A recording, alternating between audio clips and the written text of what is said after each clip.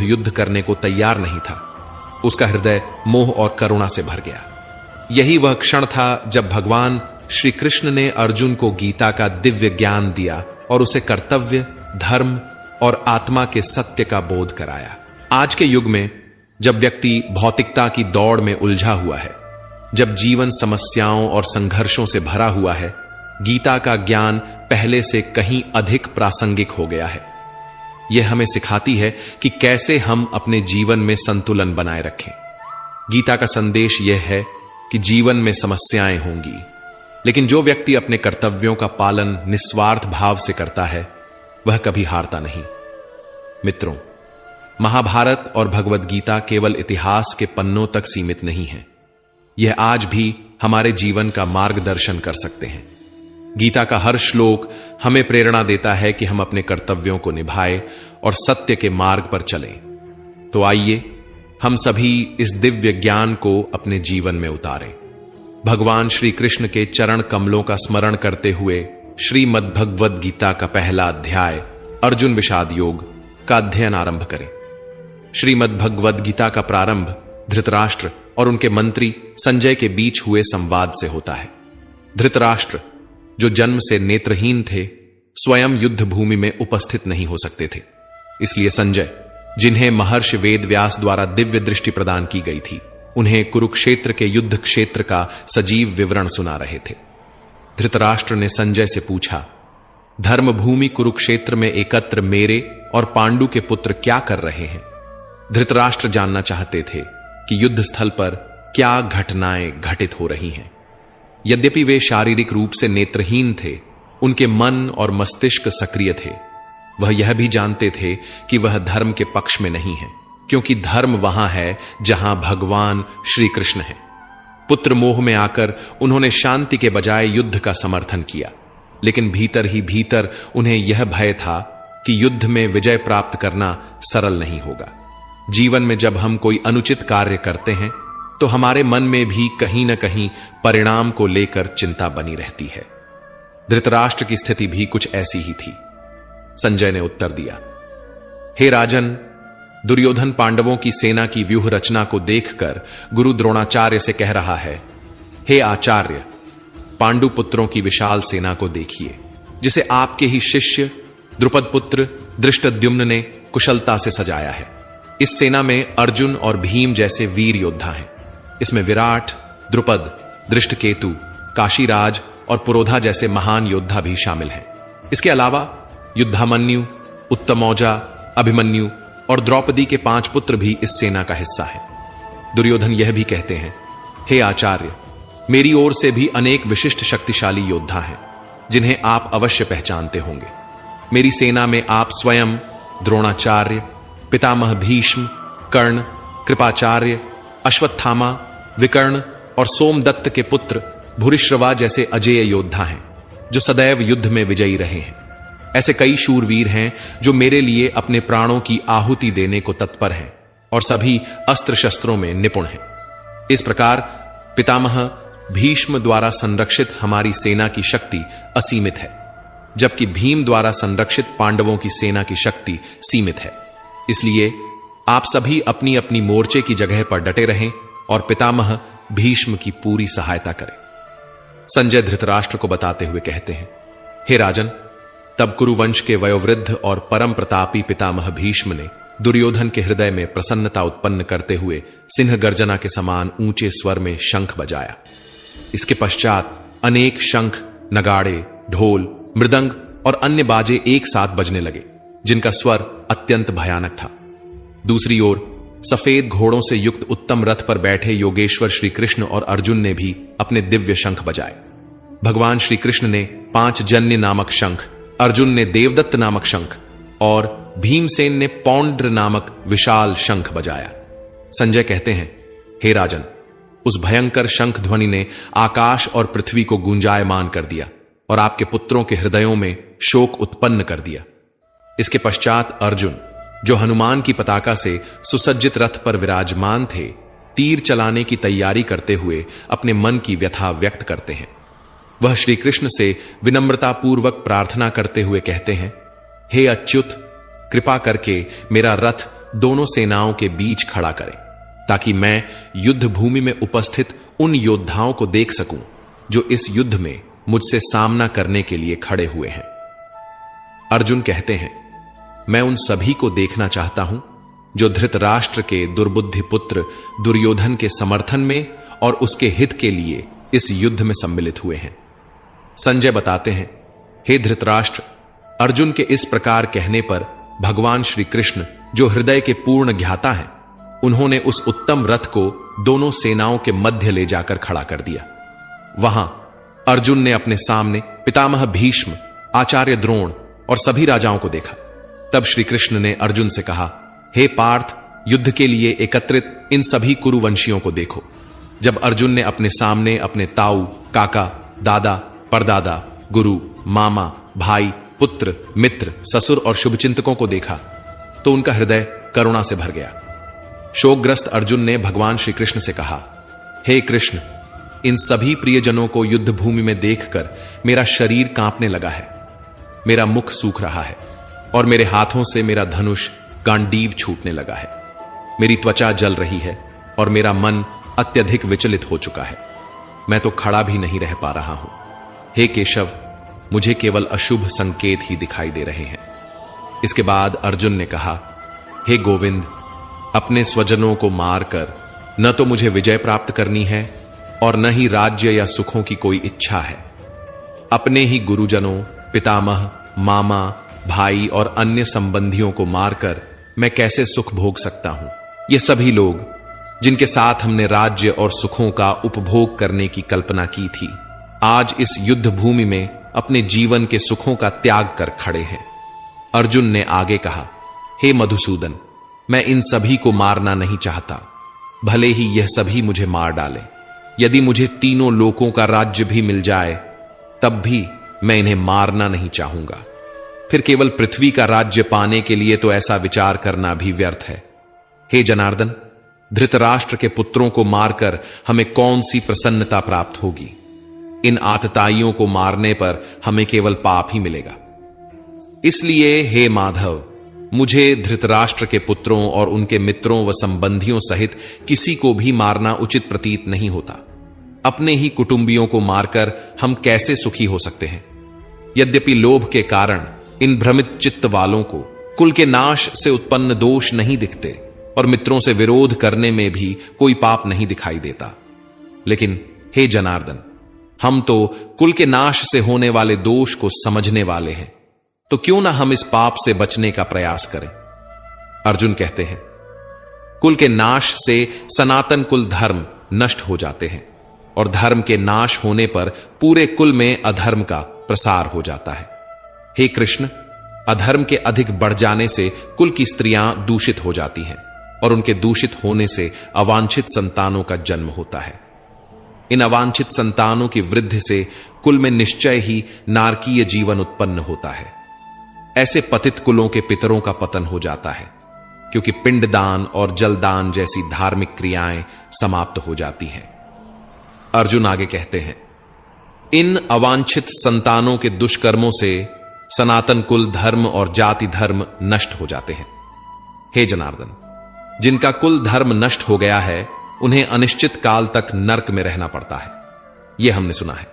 कितनी विडंबना है कि हम बुद्धिमान होकर भी राज्य और सुख के लोभ में अपने ही प्रियजनों को मारने जैसे महापाप के लिए तैयार हो गए हैं। यदि मुझे, जो शस्त्रहीन और युद्ध करने की इच्छा नहीं रखता, धृतराष्ट्र के पुत्र शस्त्र लेकर युद्ध में मार डालें तो भी इस प्रकार मरना मेरे लिए अधिक श्रेयस्कर होगा। संजय ने कहा। इस प्रकार शोक से संतप्त अर्जुन ने युद्ध भूमि में यह कहकर अपने बाणों और धनुष को त्याग दिया और रथ के पिछले भाग में बैठ गए। और इस प्रकार श्रीमद् भगवद गीता के श्री कृष्ण अर्जुन संवाद में अर्जुन विषाद योग नामक पहला अध्याय समाप्त होता है। मित्रों, दूसरे अध्याय को समझने से पहले आपसे एक निवेदन है। कृपया इस भगवद गीता के संदेश को लाइक करें और अपने अधिक से अधिक परिजनों और मित्रों के साथ इसे शेयर करें, ताकि वे भी इस दिव्य ज्ञान का लाभ उठा सकें। अगर आप अंतरिक ज्ञान चैनल पर नए हैं तो चैनल को सब्सक्राइब करें और घंटी को ऑल पर सेट कर लें, ताकि आप सभी अध्यायों का ज्ञान प्राप्त कर सकें। कमेंट बॉक्स में जय श्री राधे कृष्ण लिखकर अपने ईश्वर के प्रति आभार व्यक्त करना न भूलें। पहला अध्याय, अर्जुन विषाद योग। मैं अर्जुन अपने परिवार, गुरुजनों और प्रियजनों को युद्ध भूमि में देखकर मोह और दुविधा में पड़ जाते हैं। वह सोचते हैं कि अपने संबंधियों का वध करके विजय प्राप्त करना व्यर्थ है। अपने कर्तव्य और भावनाओं के बीच फंसे अर्जुन निराश होकर अपने हथियार त्याग देते हैं और युद्ध करने से इनकार कर देते हैं। यह अध्याय जीवन में आने वाले मानसिक संघर्षों और दुविधा का प्रतीक है। दूसरे अध्याय में श्री कृष्ण अर्जुन को ज्ञान देते हैं। वह समझाते हैं कि आत्मा अमर है, शरीर नश्वर है। श्री कृष्ण अर्जुन को कर्म योग का मार्ग दिखाते हैं और कहते हैं कि बिना फल की चिंता किए कर्तव्य का पालन करना ही धर्म है। यह अध्याय अर्जुन के मोह को दूर कर उन्हें धर्म और कर्तव्य का पाठ पढ़ाने की शुरुआत करता है। श्रीमद् भगवद गीता अध्याय 2, सांख्य योग। अर्जुन और श्री कृष्ण के संवाद। दृश्य महाभारत युद्ध भूमि कुरुक्षेत्र। युद्ध आरंभ होने की कगार पर है। दोनों सेनाएं आमने सामने खड़ी हैं। अर्जुन अपने रथ पर श्री कृष्ण के साथ खड़ा है, लेकिन वह युद्ध के विचार से विचलित और शोकग्रस्त हो चुका है। यह संवाद संजय द्वारा धृतराष्ट्र को सुनाया जा रहा है।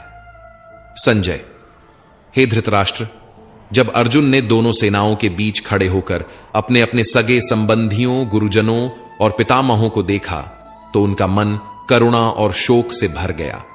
उन्होंने अपने कर्तव्य से विमुख होकर युद्ध से पीछे हटने का निर्णय कर लिया। अर्जुन, जो अब तक धर्म और वीरता के प्रतीक थे, शोक से संतप्त होकर अपने धनुष और बाणों को त्याग कर रथ के पिछले भाग में बैठ गए।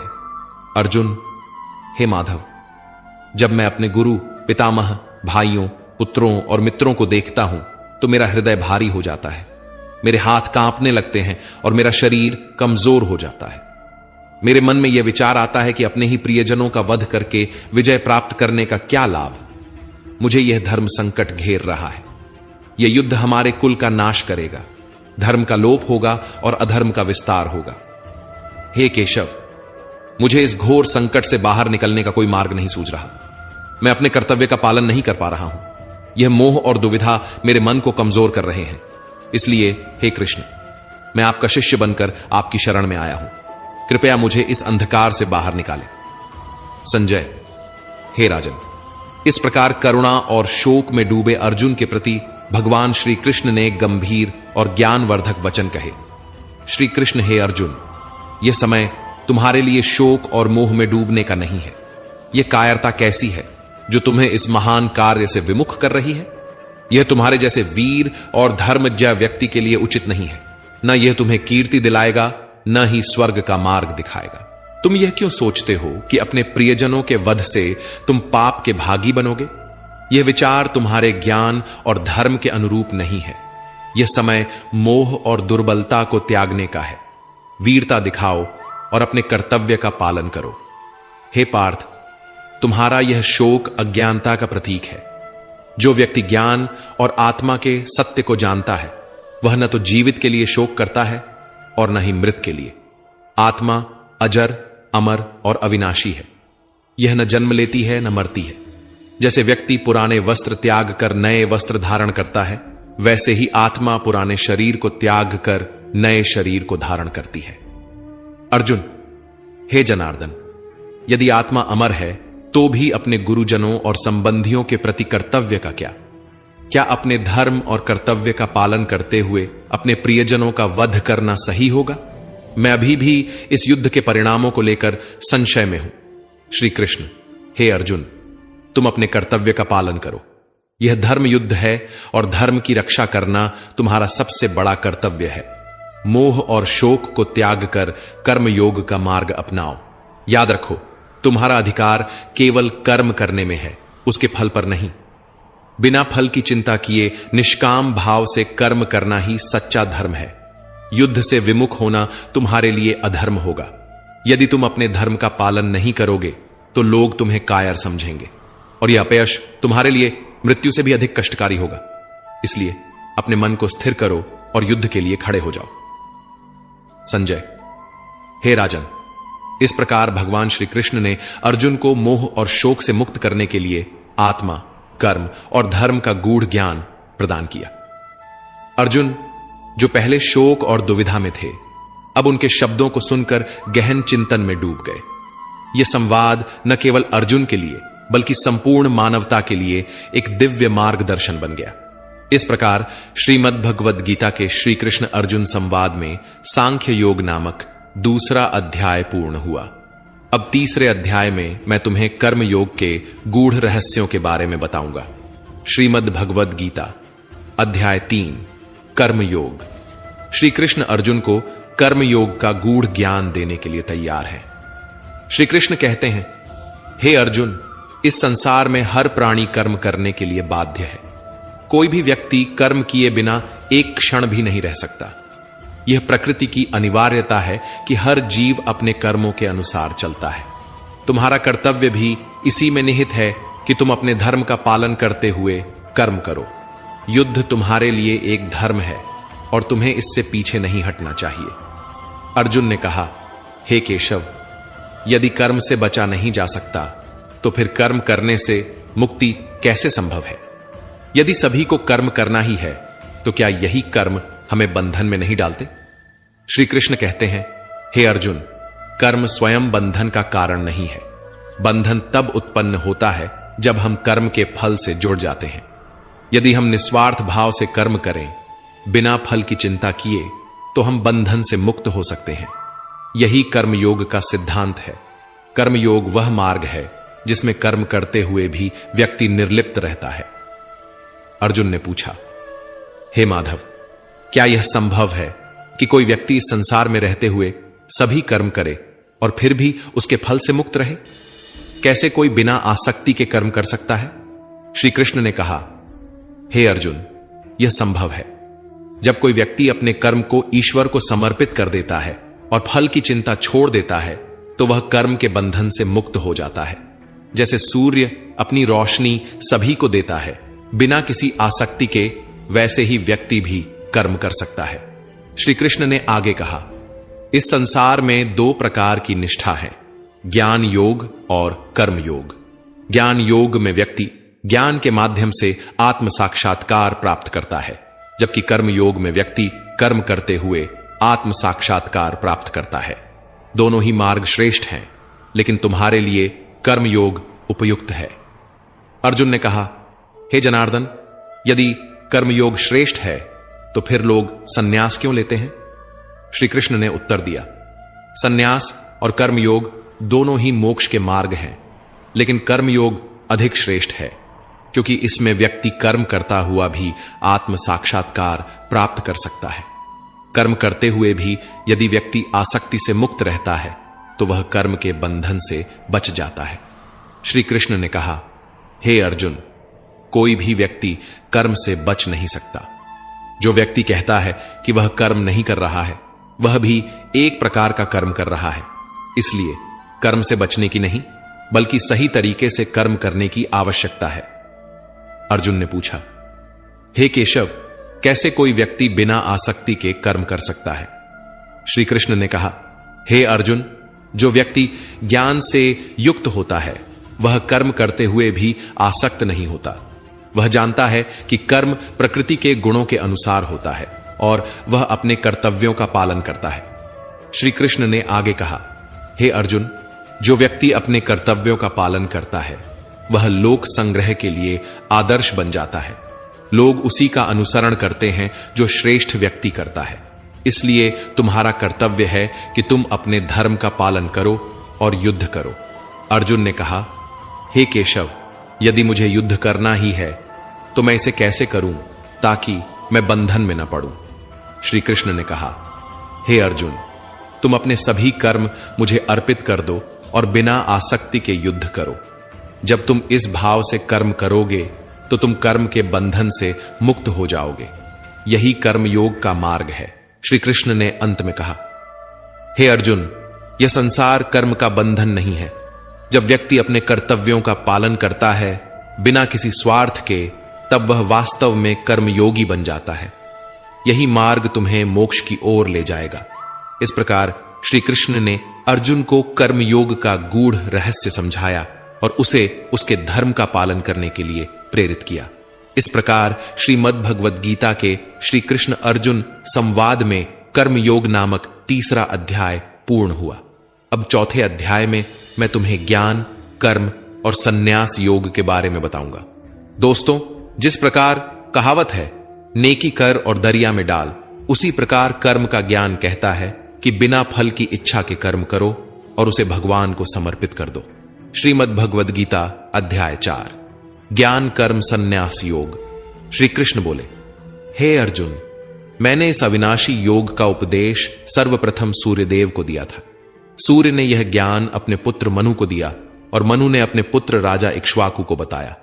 इस प्रकार परंपरा से यह ज्ञान राजर्षियों तक पहुंचा, किंतु समय के साथ यह ज्ञान लुप्त हो गया। अब हे अर्जुन, तू मेरा प्रिय सखा और भक्त है, इसलिए मैंने तुझसे इस पुरातन योग का रहस्य साझा किया है। यह बड़ा ही उत्तम और गुप्त ज्ञान है। अर्जुन बोले, हे श्री कृष्ण, आपका जन्म तो अभी हुआ है और सूर्य का जन्म बहुत पहले कल्प के आरंभ में हुआ था, तो मैं यह कैसे मानूं कि आपने सूर्य को यह योग बताया? श्री भगवान बोले, हे अर्जुन, मेरे और तेरे कई जन्म हो चुके हैं, तुम उन्हें नहीं जानते, किंतु मैं उन सबको जानता हूं। मैं अजन्मा और अविनाशी हूं, फिर भी मैं समय समय पर अपनी माया के प्रभाव से प्रकट होता हूं। जब जब धर्म की हानि होती है और अधर्म का विस्तार होता है, तब तब मैं इस पृथ्वी पर अवतरित होता हूं। साधु पुरुषों की रक्षा, पापियों के विनाश और धर्म की स्थापना के लिए मैं युग युग में जन्म लेता हूं। हे अर्जुन, मेरे जन्म और कर्म दिव्य हैं। जो व्यक्ति इस सत्य को समझ लेता है, वह जन्म और मृत्यु के चक्र से मुक्त हो जाता है और परम शांति को प्राप्त करता है। श्री कृष्ण ने अर्जुन को समझाया, हे अर्जुन, कर्म करते रहना ही जीवन का सच्चा धर्म है। जो व्यक्ति मेरे जन्म और कर्म की दिव्यता को समझता है, वह जीवन में किसी भी कठिनाई से घबराता नहीं है। तुम मेरे इस ज्ञान को अपनाओ और अपने कर्मों को भगवान को अर्पित कर दो। जब तुम यह समझ जाओगे कि मैं ही सृष्टि का कारण और पालनहार हूं, तब तुम्हारा जीवन शांति और संतोष से भर जाएगा। हे अर्जुन, जो मनुष्य इस तत्व को अच्छी तरह से जान लेता है, वह शरीर का त्याग करने के बाद फिर जन्म मृत्यु के चक्र में नहीं फंसता, बल्कि मुझे ही प्राप्त होता है। पूर्व में भी जिनके राग, भय और क्रोध पूर्ण रूप से नष्ट हो चुके थे और जो मुझ में अनन्य प्रेम से स्थिर रहे, ऐसे भक्त मेरे आश्रय में रहकर ज्ञान रूपी अग्नि से पवित्र होकर मेरे दिव्य स्वरूप को प्राप्त कर चुके हैं। जो भक्त मुझे जिस प्रकार भजते हैं, मैं भी उनको उसी प्रकार फल प्रदान करता हूं। सभी मनुष्य चाहे किसी भी मार्ग पर चलें, अंततः मेरे ही मार्ग का अनुसरण करते हैं। इस संसार में जो लोग कर्मों के फल की इच्छा रखते हैं, वे देवताओं की पूजा करते हैं, क्योंकि उन्हें उनके कर्मों का फल शीघ्र प्राप्त हो जाता है। हे अर्जुन, ब्राह्मण, क्षत्रिय, वैश्य और शूद्र, ये 4 वर्ण मेरे द्वारा उनके गुण और कर्मों के आधार पर रचे गए हैं। यद्यपि मैं इस सृष्टि का रचनाकार हूं, फिर भी मैं अविनाशी और अकर्ता हूं। कर्मों के फल की मुझे कोई इच्छा नहीं है, इसीलिए कर्म मुझे बांध नहीं सकते। हे अर्जुन, मेरा कहना है कि कर्म करो, लेकिन फल की इच्छा से नहीं। बस अपना कर्म करते जाओ, फल की चिंता छोड़ दो। पूर्वजों ने भी इसी मार्ग का अनुसरण करते हुए मोक्ष प्राप्त किया है।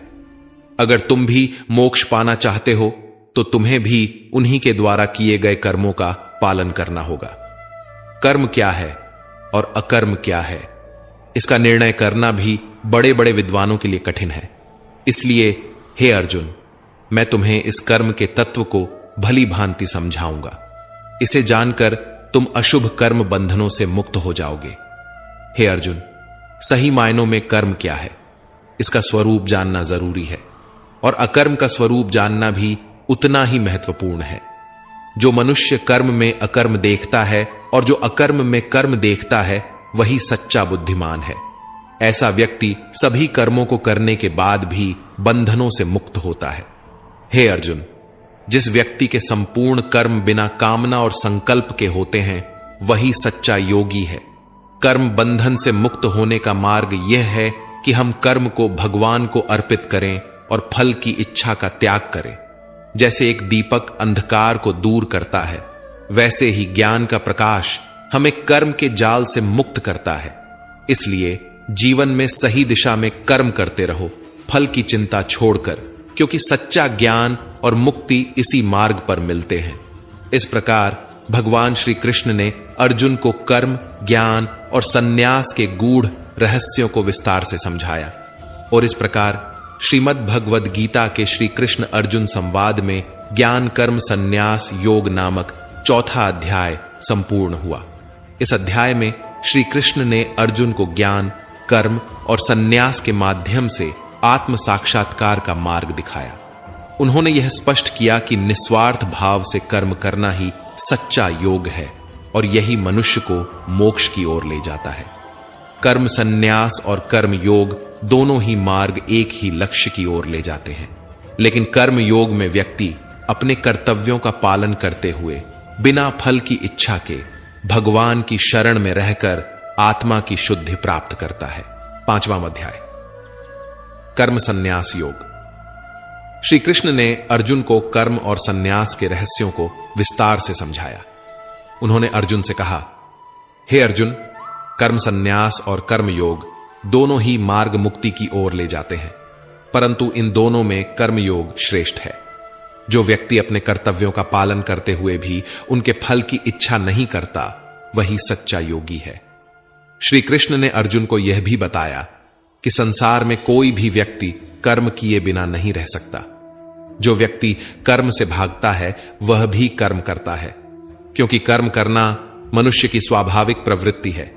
उन्होंने कहा, हे अर्जुन, संन्यास केवल बाहरी त्याग का नाम नहीं है। सच्चा संन्यास वह है जिसमें व्यक्ति अपने मन और इंद्रियों को वश में रखते हुए निष्काम भाव से कर्म करता है। श्री कृष्ण ने आगे कहा, जो व्यक्ति कर्म करते हुए भी उसके प्रति आसक्त नहीं होता, वह सच्चा ज्ञानी है। ज्ञान योग और कर्म योग में कोई विरोध नहीं है, बल्कि दोनों एक ही सत्य के दो पक्ष हैं। जो व्यक्ति अपने कर्मों को भगवान को अर्पित करता है, वह ज्ञान और कर्म दोनों में समन्वय स्थापित कर लेता है। श्री कृष्ण ने अर्जुन को ध्यान और आत्मा के साक्षात्कार का महत्व भी समझाया। उन्होंने कहा, हे अर्जुन, जो व्यक्ति ध्यान के माध्यम से आत्मा का साक्षात्कार करता है, वह संसार के बंधनों से मुक्त हो जाता है। ऐसे व्यक्ति के लिए सुख दुख, लाभ हानि और जय पराजय समान हो जाते हैं। श्री कृष्ण ने अर्जुन को संसार में निर्लिप्त रहने का उपदेश दिया। उन्होंने कहा, हे अर्जुन, जो व्यक्ति संसार में रहते हुए भी उसके मोह और बंधनों से मुक्त रहता है, वही सच्चा योगी है। ऐसे व्यक्ति के लिए कर्म एक साधन बन जाता है, जिससे वह मोक्ष की ओर अग्रसर होता है। अर्जुन ने श्री कृष्ण से पूछा, हे माधव, आप कहते हैं कि मुझे निष्काम भाव से कर्म करना चाहिए, परंतु यह कैसे संभव है? जब मैं युद्ध करता हूं तो मेरे मन में विजय या पराजय का विचार अवश्य आता है। क्या यह संभव है कि मैं युद्ध करूं और फिर भी उसके फल की चिंता न करूं? श्री कृष्ण ने उत्तर दिया, हे अर्जुन, यह संभव है। जब तुम अपने कर्तव्यों को भगवान को अर्पित कर देते हो, तो तुम उसके फल की चिंता से मुक्त हो जाते हो। यह समझ लो कि तुम केवल एक साधन हो और वास्तविक कर्ता तो भगवान है।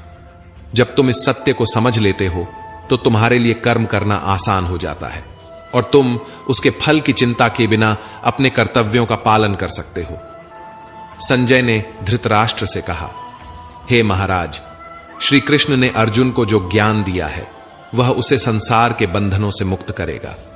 अब अर्जुन युद्ध के मैदान में केवल धर्म की रक्षा के लिए उतरेगा। उसके मन में कोई भय, मोह या संशय नहीं रहेगा। धृतराष्ट्र ने कहा, संजय, अर्जुन का यह ज्ञान हमारे लिए संकट बन सकता है। यदि वह अब निस्वार्थ भाव से युद्ध करेगा तो उसे पराजित करना अत्यंत कठिन होगा। क्या इसका अर्थ यह है कि हमारे पुत्रों के लिए हार निश्चित है? संजय ने उत्तर दिया, हे महाराज, यह सत्य है कि अर्जुन अब एक साधारण योद्धा नहीं रहा। वह अब आत्मज्ञान से परिपूर्ण है। वह अब केवल धर्म के लिए युद्ध करेगा और किसी भी प्रकार के मोह या बंधन में नहीं फंसेगा। इससे उसकी शक्ति और भी बढ़ जाएगी। इस प्रकार श्रीमद् भगवद गीता के श्री कृष्ण अर्जुन संवाद में कर्म संन्यास योग नामक 5वां अध्याय पूर्ण हुआ। अब 6ठे अध्याय में मैं तुम्हें ध्यान योग के बारे में बताऊंगा। मित्रों, 6ठे अध्याय को समझने से पहले आपसे एक निवेदन है। कृपया इस भगवद गीता के संदेश को लाइक करें और अपने अधिक से अधिक परिजनों और मित्रों के साथ इसे शेयर करें, ताकि वे भी इस दिव्य ज्ञान का लाभ उठा सकें। अगर आप अंतरिक ज्ञान चैनल पर नए हैं तो चैनल को सब्सक्राइब करें और घंटी को ऑल पर सेट कर लें, ताकि आप सभी अध्यायों का ज्ञान प्राप्त कर सकें। कमेंट बॉक्स में जय श्री राधे कृष्ण लिखकर अपने ईश्वर के प्रति आभार व्यक्त करना न भूलें। 6ठा अध्याय, ध्यान योग, आत्म संयम योग। योग में स्थित मनुष्य सभी प्राणियों में एक ही आत्मा का प्रसार देखता है और सभी प्राणियों को उस एक ही परमात्मा में स्थित देखता है। ऐसा योगी सभी को एक समान भाव से देखने वाला होता है। जो मनुष्य सभी प्राणियों में मुझ परमात्मा को ही देखता है और सभी प्राणियों को मुझ परमात्मा में ही देखता है, उसके लिए मैं कभी अदृश्य नहीं होता और वह मेरे लिए कभी अदृश्य नहीं होता। योग में स्थित जो मनुष्य सभी प्राणियों के हृदय में मुझको स्थित देखता है और भक्ति भाव में स्थित होकर मेरा ही स्मरण करता है, वह योगी सभी प्रकार से सदैव मुझ में ही स्थित रहता है। हे अर्जुन, योग में स्थित जो मनुष्य अपने ही समान सभी प्राणियों को देखता है और सभी प्राणियों के सुख और दुख को भी एक समान रूप से देखता है, उसी को परम पूर्ण योगी समझना चाहिए। अर्जुन ने कहा, हे मधुसूदन, यह योग की विधि जिसके द्वारा समत्व भाव दृष्टि मिलती है, जिसका कि आपने वर्णन किया है, मन की चंचलता के कारण मैं इस स्थिति में स्वयं को अधिक समय तक स्थिर नहीं देखता हूं। हे कृष्ण, क्योंकि यह मन निश्चय ही बड़ा चंचल है, बड़ा ही हाथी के समान बलवान है, मुझे इस मन को वश में करना वायु को वश में करने के समान अत्यंत कठिन लगता है। श्री भगवान ने कहा, हे महाबाहु कुंती पुत्र, इसमें कोई संशय नहीं है कि चंचल मन को वश में करना अत्यंत कठिन है, किंतु इसे सभी सांसारिक कामनाओं को त्याग कर और निरंतर अभ्यास द्वारा वश में किया जा सकता है। जिस मनुष्य द्वारा मन को वश में नहीं किया गया, ऐसे मनुष्य के लिए परमात्मा की प्राप्ति असंभव है, लेकिन मन को वश में करने वाले प्रयत्नशील मनुष्य के लिए परमात्मा की प्राप्ति सहज होती है, ऐसा मेरा विचार है। अर्जुन ने कहा, हे कृष्ण, प्रारंभ में श्रद्धा पूर्वक योग में स्थिर रहने वाला किंतु बाद में योग से विचलित मन वाला असफल मनुष्य परम सिद्धि को न प्राप्त करके किस लक्ष्य को प्राप्त करता है? हे महाबाहु कृष्ण, परमात्मा की प्राप्ति के मार्ग से विचलित हुआ मनुष्य जो न तो सांसारिक भोग को भोग पाया और न ही आपको प्राप्त कर सका, क्या ऐसा मोह से ग्रसित मनुष्य छिन्न भिन्न बादल की तरह दोनों ओर से नष्ट नहीं हो जाता है? हे श्री कृष्ण, मैं आपसे प्रार्थना करता हूं कि मेरे संशय को संपूर्ण रूप से केवल आप ही दूर कर सकते हैं, क्योंकि आपके अतिरिक्त अन्य कोई संशय को दूर करने वाला मिलना संभव नहीं है। श्री भगवान ने कहा, हे पृथापुत्र, उस असफल योगी का न तो इस जन्म में और न अगले जन्म में विनाश होता है, क्योंकि परम कल्याणकारी नियत कर्म करने वाला कभी भी दुर्गति को प्राप्त नहीं होता। योग में असफल हुआ मनुष्य स्वर्ग आदि उत्तम लोकों को प्राप्त करके उनमें अनेकों वर्षों तक जिन इच्छाओं के कारण योग भ्रष्ट हुआ था, उन इच्छाओं को भोग करके फिर संपन्न सदाचारी मनुष्यों के परिवार में जन्म लेता है। यदि वह उत्तम लोकों में न जाकर स्थिर बुद्धि वाले विद्वान योगियों के परिवार में जन्म लेता है, किंतु इस संसार में इस प्रकार का जन्म निसंदेह अत्यंत दुर्लभ है। हे अर्जुन, ऐसा जन्म प्राप्त करके वहां उसे पूर्व जन्म के योग्य संस्कार पुनः प्राप्त हो जाते हैं और उन संस्कारों के प्रभाव से वह परमात्मा प्राप्ति रूपी परम सिद्धि की प्राप्ति का फिर से प्रयत्न करता है। पूर्व जन्म के अभ्यास के कारण वह निश्चित रूप से परमात्मा के पथ की ओर खुद ही आकर्षित हो जाता है। ऐसा जिज्ञासु योगी शास्त्रों के अनुष्ठानों का उल्लंघन करके योग में स्थित हो जाता है। ऐसा योगी समस्त पाप कर्मों से शुद्ध होकर अनेक जन्मों के कठिन अभ्यास से इस जन्म में प्रयत्न करते हुए परम सिद्धि को प्राप्त करने के पश्चात परम गति को प्राप्त करता है। तपस्वी से योगी श्रेष्ठ है, शास्त्र ज्ञानियों से भी योगी श्रेष्ठ माना जाता है, और काम कर्म करने वालों की अपेक्षा भी योगी श्रेष्ठ है। इसीलिए हे अर्जुन, तू योगी बन। सभी प्रकार के योगियों में से जो पूर्ण श्रद्धा सहित संपूर्ण रूप से मेरे आश्रित हुए अपने अंतःकरण से मुझको निरंतर स्मरण करता है, ऐसा योगी मेरे द्वारा परम योगी माना जाता है। इस प्रकार श्रीमद् भगवद गीता के श्री कृष्ण और अर्जुन संवाद में ध्यान योग अर्थात आत्मसंयम योग नाम का 6ठा अध्याय संपूर्ण हुआ। मित्रों, आंतरिक ज्ञान, इस समय आप सुन रहे हैं श्रीमद् भगवद गीता की एक सरल व्याख्या। अब हम चलते हैं अगले अध्याय की तरफ। श्रीमद् भगवद गीता अध्याय 7 ज्ञान विज्ञान योग। यह अध्याय भगवान श्री कृष्ण द्वारा उनकी दिव्य शक्तियों और आध्यात्मिकता के रहस्यों का वर्णन करता है। यह भगवान की अनंत शक्तियों का गहनतम चित्रण है जो हर जीव और सृष्टि के हर कण में व्याप्त है। भगवान अर्जुन को बताते हैं कि सारा संसार उन्हीं से प्रकट हुआ है और अंत में उन्हीं में विलीन होता है। भगवान अपनी माया को समझाते हुए कहते हैं कि यह संसार उनकी प्राकृत शक्ति माया के प्रभाव से ढका हुआ है। इस माया को पार करना कठिन है, परंतु जो मेरी शरण में आते हैं वे इस पर विजय पा लेते हैं। यह माया केवल उनके लिए बाधा है जो सांसारिक सुखों में उलझे रहते हैं, परंतु जो व्यक्ति परमात्मा के प्रति पूर्ण समर्पण करता है वह माया के जाल से मुक्त हो जाता है। श्री कृष्ण समझाते हैं कि ज्ञान और विज्ञान का अंतर समझना जरूरी है। ज्ञान का अर्थ है भगवान के निराकार स्वरूप का बोध और विज्ञान का अर्थ है उनके साकार स्वरूप, उनकी लीलाओं और गुणों का अनुभव। अर्जुन को यह समझने के लिए प्रेरित किया गया कि यह ज्ञान और विज्ञान दोनों जीवन की पूर्णता के लिए आवश्यक है। श्री कृष्ण बताते हैं कि उनकी 2 प्रकार की प्रकृतियां हैं, अपरा जड़ प्रकृति और परा चेतन प्रकृति। अपरा प्रकृति में पृथ्वी, जल, अग्नि, वायु, आकाश, मन, बुद्धि और अहंकार शामिल हैं, परंतु परा प्रकृति वह है जो चेतना का स्रोत है और जिससे जीव जन्म लेते हैं। भगवान कहते हैं, हे अर्जुन, यह पूरी सृष्टि मेरी परा और अपरा प्रकृति के योग से उत्पन्न होती है। मैं ही इस संसार का आदि और अंत हूं। भगवान बताते हैं, मैं जल का स्वाद हूं, सूर्य और चंद्रमा का प्रकाश हूं, समस्त वेदों में ओंकार मैं ही हूं, मैं आकाश में ध्वनि हूं और मनुष्यों में पुरुषत्व हूं, मैं अग्नि की ऊष्मा हूं, पृथ्वी की पवित्र गंध हूं, तपस्वियों का तप और प्राणियों का जीवन मैं ही हूं। सृष्टि के 3 गुण और उनकी माया श्री कृष्ण कहते हैं, सत्व, रज और तम। ये तीनों गुण मेरी माया के रूप हैं। ये गुण मनुष्य को अपने मोह में बांधते हैं। यह माया पार करना कठिन है, लेकिन मेरी शरण में आने वाले इसे सरलता से पार कर लेते हैं। भगवान स्पष्ट करते हैं कि इन तीनों गुणों से ऊपर उठना ही मोक्ष का मार्ग है। श्री कृष्ण 4 प्रकार के भक्तों का वर्णन करते हैं। आर्थ, जो दुख से मुक्ति चाहते हैं, अर्थार्थी, जो धन की कामना रखते हैं, जिज्ञासु, जो सत्य को जानने की इच्छा रखते हैं, और ज्ञानी, जो भगवान को पूर्ण रूप से जान चुके हैं। इनमें ज्ञानी को भगवान सबसे श्रेष्ठ मानते हैं, क्योंकि वह भगवान में ही लीन रहता है और उनसे अटूट प्रेम करता है। भगवान यह भी बताते हैं कि बुद्धिहीन मनुष्य उनके वास्तविक स्वरूप को नहीं पहचान पाते, वे उन्हें केवल शरीरधारी मानते हैं।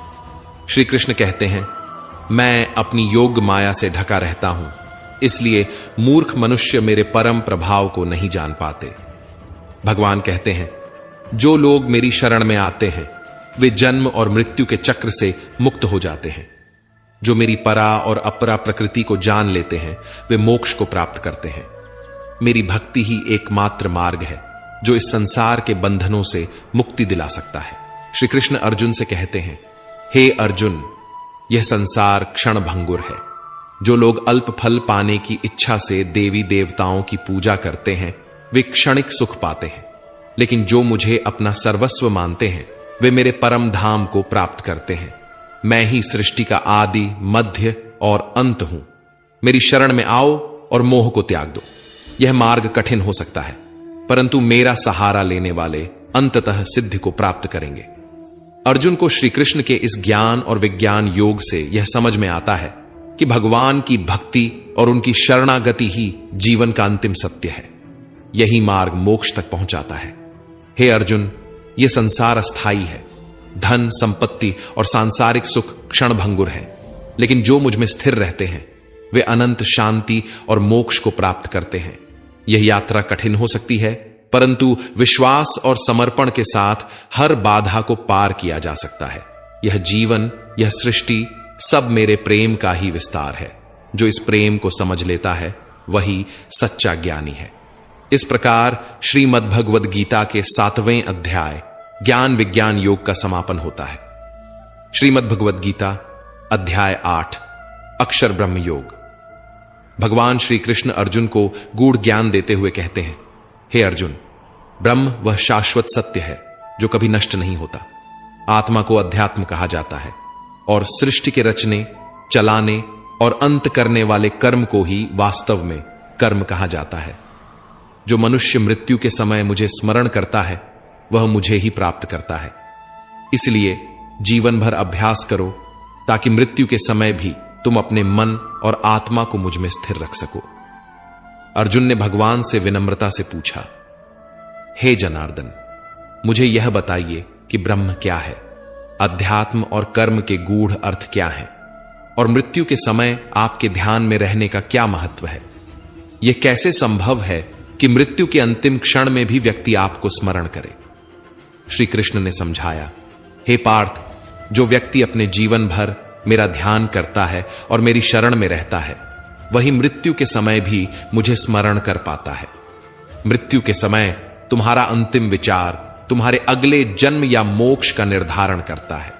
यदि तुम मेरी ओर ध्यान केंद्रित करते हुए मृत्यु का वर्ण करते हो तो तुम मेरे दिव्य स्वरूप को प्राप्त करते हो। हे अर्जुन, यह संसार क्षण भंगुर है। सांसारिक मोह माया में फंसकर आत्मा अपने वास्तविक स्वरूप को भूल जाती है, लेकिन जो व्यक्ति मुझ पर ध्यान करता है वह इन बंधनों से मुक्त हो जाता है। मृत्यु के समय जो मनुष्य ओंकार का उच्चारण करता है और मुझे स्मरण करता है वह मेरे दिव्य धाम को प्राप्त करता है। यह साधना कठिन है, परंतु अभ्यास और भक्ति से यह संभव है। हे अर्जुन, मृत्यु का क्षण वह समय है जब आत्मा अपने अगले मार्ग का चयन करती है। जो मनुष्य अपने मन को विषय भोगों और सांसारिक इच्छाओं में उलझा हुआ रखता है वह जन्म मृत्यु के चक्र में फंसा रहता है, लेकिन जो व्यक्ति अपने मन को मुझ में स्थिर रखता है वह इस चक्र से मुक्त हो जाता है। भगवान ने अर्जुन से कहा, हे कुंती पुत्र, यह मार्ग कठिन है, परंतु निरंतर अभ्यास से इसे साधा जा सकता है। जो व्यक्ति मुझ पर अटूट विश्वास रखता है वह जीवन भर मेरी भक्ति और साधना में लगा रहता है। जब तक मनुष्य अपने मन और इंद्रियों को वश में नहीं करता तब तक वह मृत्यु के समय ध्यान को स्थिर नहीं रख सकता। हे अर्जुन, यह संसार मोह का खेल है। लोग सांसारिक इच्छाओं और धन संपत्ति के पीछे भागते हैं, परंतु ये सब क्षण भंगुर है। जो व्यक्ति इनसे ऊपर उठकर मुझ में लीन होता है वही सच्चा ज्ञानी है। यही आत्मा का परम लक्ष्य है।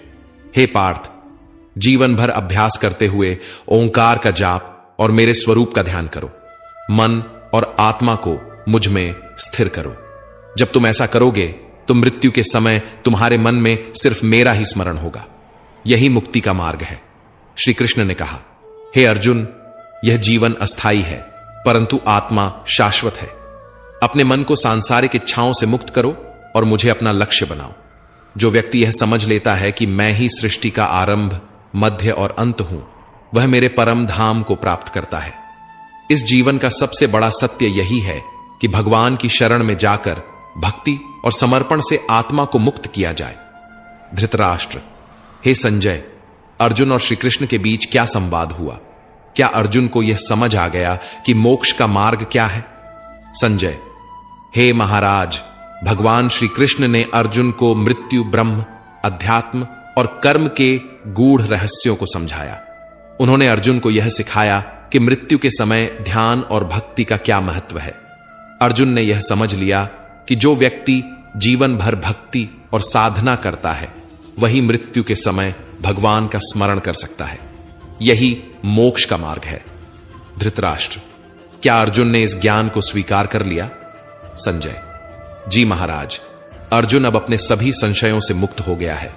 उसने यह समझ लिया है कि भगवान ही परम सत्य है और उनकी भक्ति ही जीवन का अंतिम लक्ष्य है। हे मानव, यह जीवन क्षणिक है, परंतु आत्मा शाश्वत है। भगवान की भक्ति और ध्यान ही तुम्हें मोक्ष की ओर ले जा सकते हैं।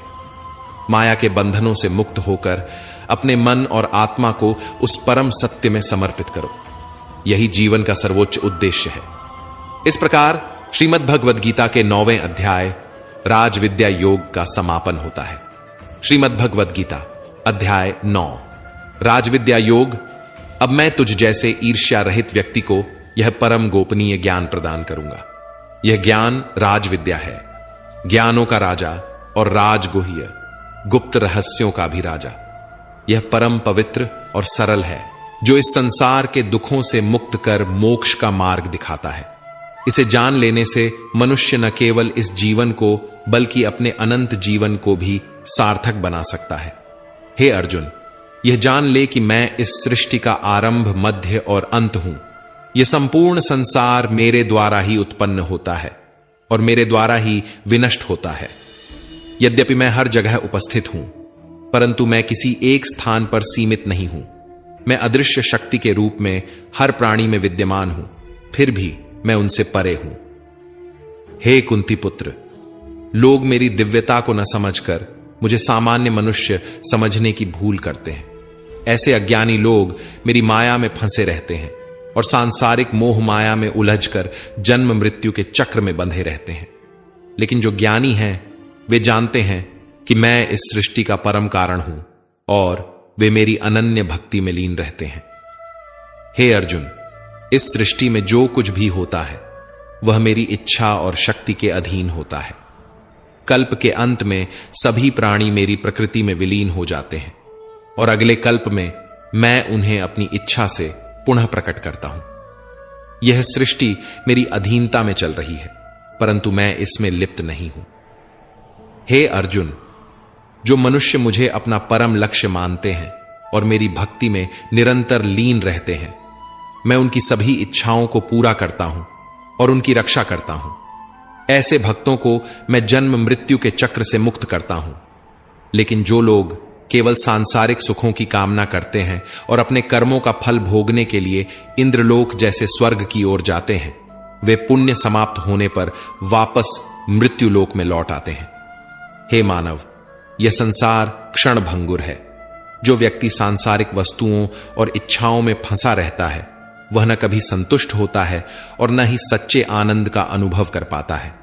केवल भगवान की भक्ति ही वह मार्ग है जो तुम्हें शाश्वत शांति और मोक्ष तक ले जा सकता है। हे अर्जुन, मैं इस सृष्टि का पिता और माता हूं। मैं ही पालन पोषण करने वाला हूं और मैं ही इसके विनाश का कारण हूं। मैं ही वह ओंकार हूं जो वेदों का सार है। मैं ही यज्ञ हूं, मैं ही अग्नि हूं, मैं ही उसमें दी जाने वाली आहुति हूं। मैं वह वायु हूं जो सभी प्राणियों में प्राण का संचार करती है। मैं वह अमृत हूं जो जीवन देता है और मैं वह मृत्यु हूं जो जीवन का अंत करती है। हे अर्जुन, जो लोग मेरी भक्ति में लीन होकर मेरे नाम का जाप करते हैं वे न केवल मेरे स्वरूप को समझते हैं बल्कि मेरी कृपा से उन्हें वह सब कुछ प्राप्त होता है जिसकी उन्हें आवश्यकता होती है।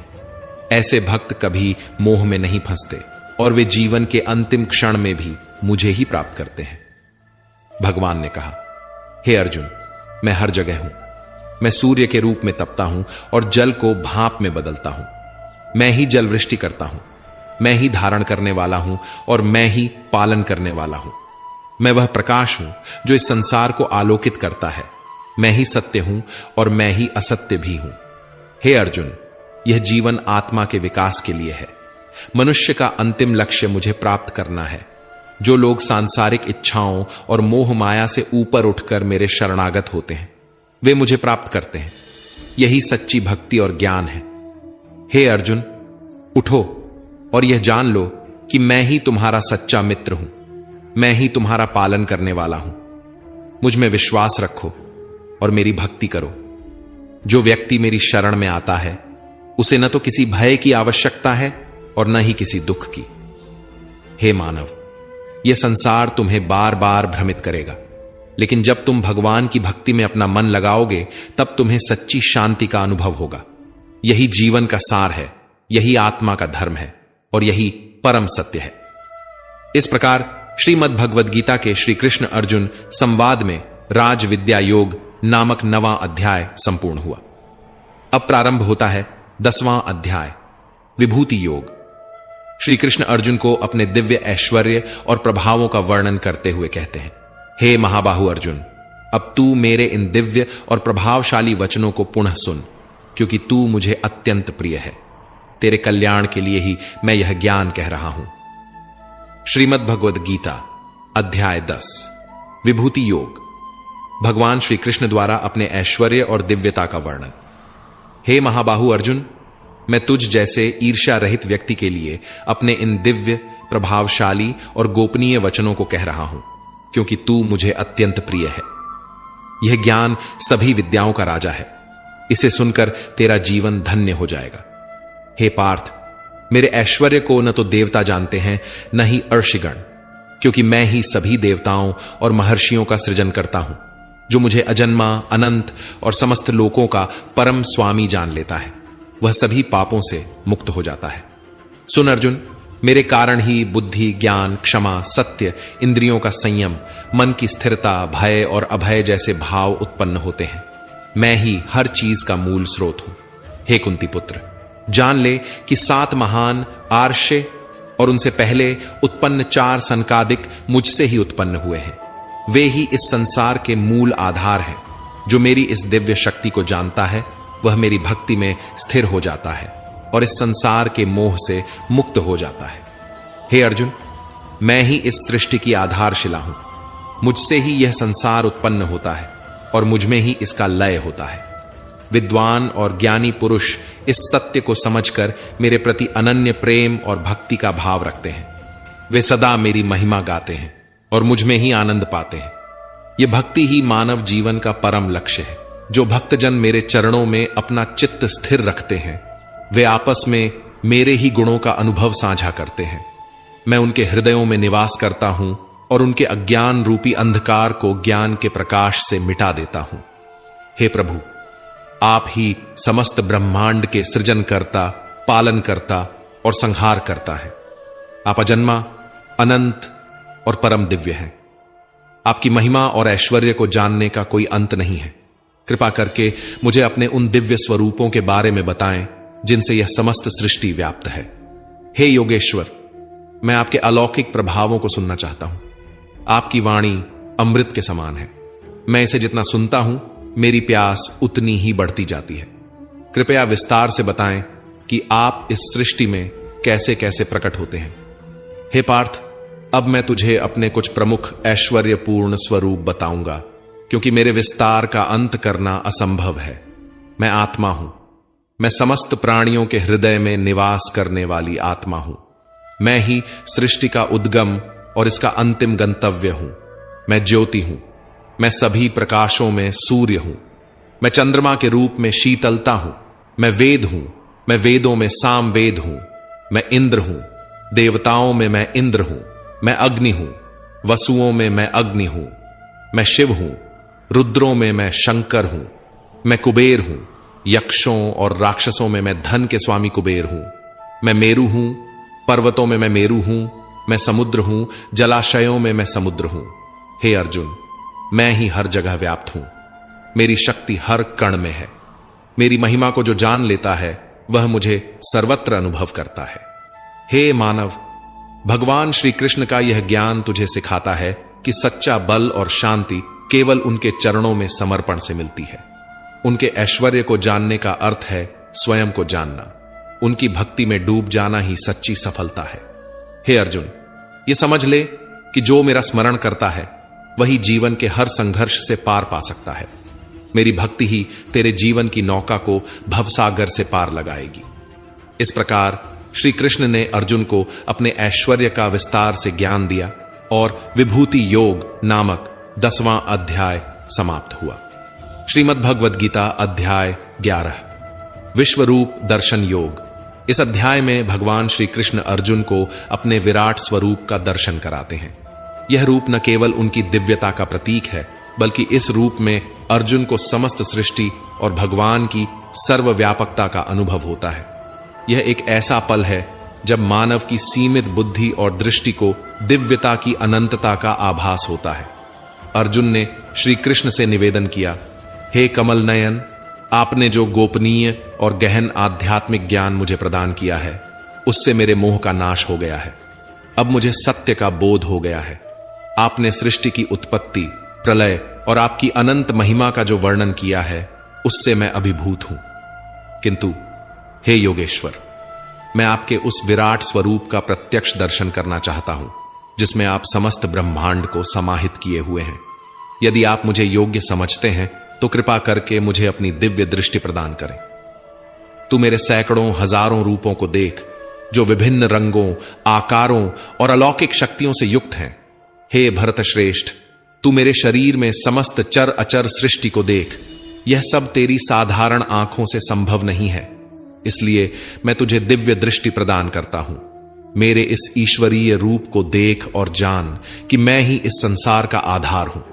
श्री कृष्ण ने अपनी दिव्य शक्ति से अर्जुन को दिव्य दृष्टि दी। तब अर्जुन ने जो देखा वह वर्णन से परे था। भगवान के विराट स्वरूप में संपूर्ण ब्रह्मांड उनके भीतर समाहित था। अनगिनत मुख, अनेकों नेत्र, दिव्य आभूषण और असंख्य शस्त्र उनके शरीर पर सुशोभित थे। उनकी कांति इतनी तेजस्वी थी कि यदि आकाश में सहस्त्र सूर्य एक साथ उदय हो जाए तब भी वह तेज उसकी तुलना में तुच्छ प्रतीत होता। अर्जुन ने देखा कि सभी देवता, ऋषि, सिद्धजन और यक्ष उनके भीतर निवास कर रहे हैं। अर्जुन इस अद्भुत दृश्य को देखकर द्रवित हो गए। उनके रोंगटे खड़े हो गए और हृदय में भक्ति का सागर उमड़ पड़ा। उन्होंने हाथ जोड़कर भगवान से कहा, हे परमेश्वर, मैं आपके शरीर में समस्त देवताओं, ऋषियों और विशेष प्राणियों को देख रहा हूं। आपकी महिमा अपरंपार है।